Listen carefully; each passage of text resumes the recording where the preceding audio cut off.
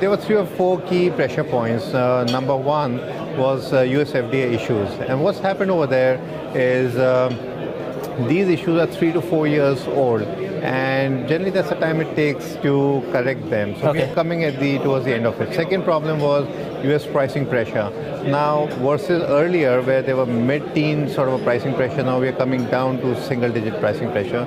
Number 3 was domestic market, where because of GST and the supply issues, rates had fallen down, the growth rates, and now I think this is going to go back up again. So as you can make out, incrementally things are moving to be better. I would caution to say that we are not going back 3-4 years of euphoria or profits going up too much, but yes, things will only get better. Okay, what did you make of the fourth quarter earnings number for the pharma company? Were you happy?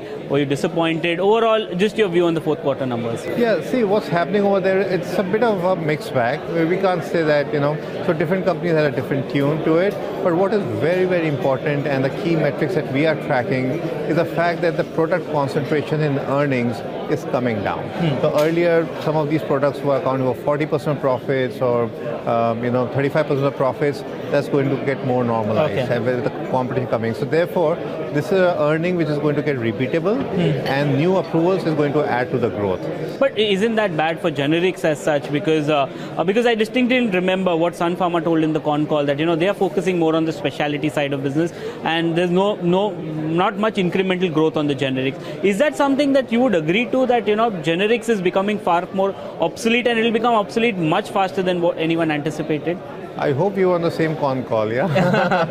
I heard it a little differently. Okay, let me put it this way.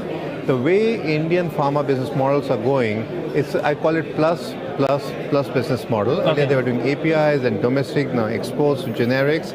I think what you mentioned was specialty is going to be a fourth tier on top of that. So they have to continue to do what they were doing and this will add a new dimension to it. So that's point number one. Point number two, as far as the future of the generics is concerned, I think there's reason to be optimistic about it. It's not going to be great as it was before, but it's going to be pretty good. This is the only market which gives you a check size of $100 million or more or little less that can fund a capex, that can fund your specialty, etc.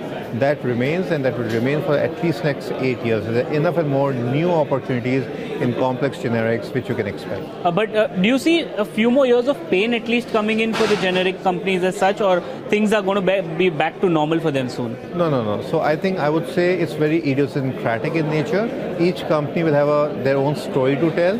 Each company has a very good pipeline, but it will fire at a different point in time. So I think one company will fire in fiscal 19, another in fiscal 20, and so on and so forth. Coupled with on that is the how and when the FDA issues get resolved.